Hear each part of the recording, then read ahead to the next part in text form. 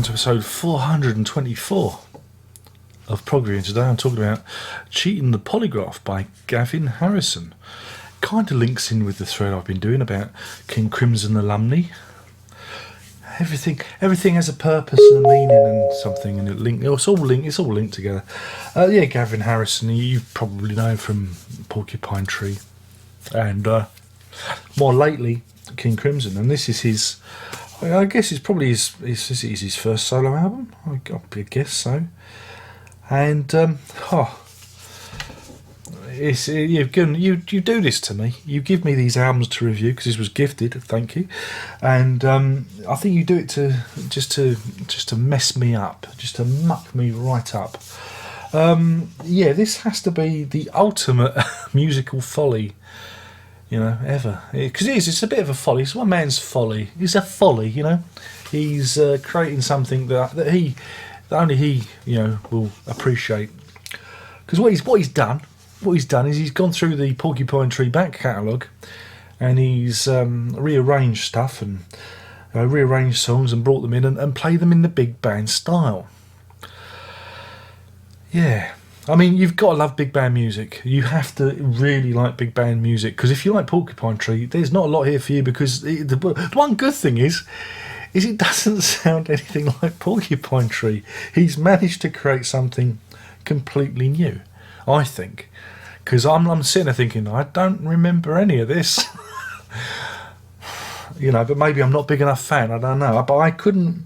I heard, you heard bits and you just think, but it didn't sound particularly, Porcupine Tree-ish, if you know what I mean. It sounded more individual than that. It sounded like these songs they stood alone. So that's a good thing. Because it's not like this, which we did previously, where it's a bit more straight interpretation. He's taken a few more liberties and mixed songs together, and really gone with it. I listened to the surround sound version, didn't listen to the CD. I listened to the DVD because he actually says go and listen to the surround sound version because it's the best version, and it is superb. It is really, really good. You really feel like you're sitting in the middle of everything, and it really works well with that kind of big band brass music. I thought it was very good. The placement, the surround sound placement was fantastic, and there was a lot of things whizzing around and detail. I thought that was good. When it opened, when it first started, I thought, this is going to be cool. This sounds interesting, because it sounds a bit like Michael Nyman or Philip Glass. But then it went fully into that brassy sound.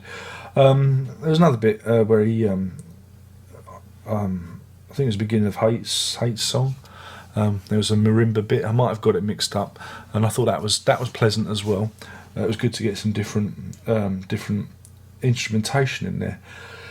And it's a big but, you've really got to like the sound of the big band orchestra. For me, it's all right in small doses, and it got a little bit hard going. Halfway through. In fact, maybe about the third song in, I was like, yeah, I'm done. I'm good. We can stop now. But it didn't. It carried on for a whole album. And that's not saying it's not bad. It's me. It's that thing, It's not you. It's me. That's why we're splitting up. It's all me. And that's the same with this album. It's purely my fault. I just got exhausted by it. It just wore me down. And again, it's a shame, because there are some really good players on it. It sounds really cool. If you like that kind of thing. Personally, I could swerve, I could avoid it. So I don't know what else to say about it, really. It's a big album of big band music, and you've got to really like it. It's like doing, I don't know, Dream Theater in reggae style. You'd really have to enjoy reggae to enjoy it, I suppose. I don't know. It helps. Again, I can't imagine. Well, I'm going to go out on a limb here. I can't imagine your average Porcupine Tree and digging it. They'll probably play it a couple of times and then put it in the drawer mark miscellaneous or novelty, because it's a bit of a novelty, but in a good way. And again, it's a shame because the brass for me, again, this is me, but the brass overshadows Gavin Harrison himself. I mean, yeah, he's playing the drums, but you're focused more on the big band rather than what he's doing. Yeah, but yeah, it's a strange one. It's a strange one because again, it starts off and it sounds like it goes from, like I say, big band music, and then it gets, some of it sounds like a soundtrack to a movie, like Lalo Schifrin, when he does something like Dirty Harry or something like that. I don't know if you remember those 70s thrillers and cop shows where you have the kind of brass stabs. It was a bit like reminiscent of that. I think so. I think it could actually, if they were making a 1970s cop movie, I think this would make a great soundtrack to it. It's not I didn't enjoy it. It's just it's not something I'm going to seek out and play ever again. It's like a one play and you're done.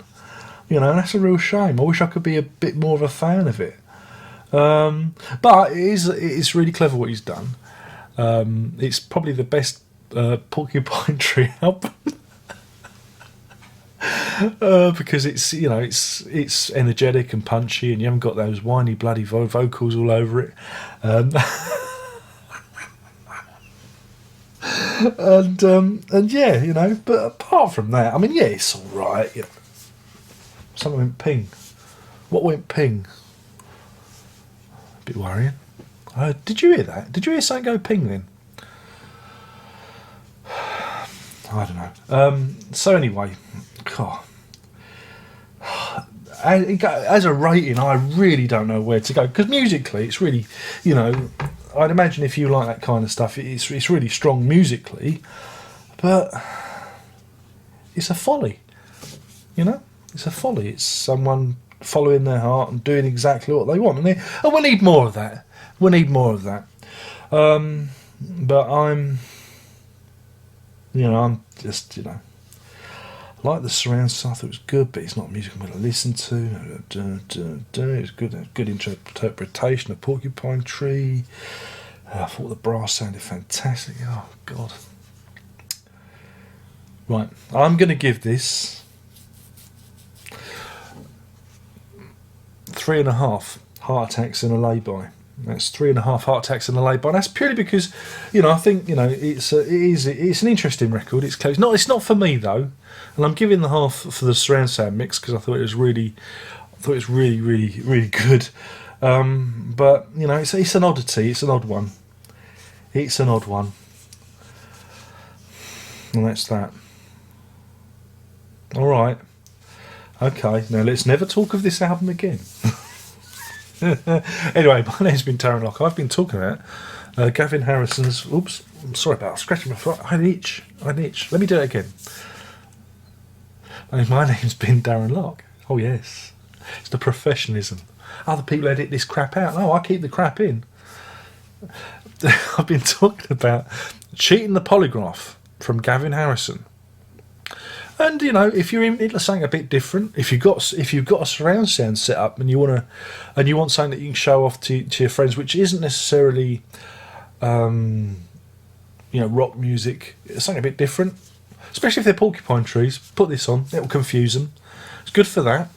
And and that's that. I mean, yeah, it's an odd little record, but it's what he wanted to do. He followed his heart. We got to commend him for that. So that's it.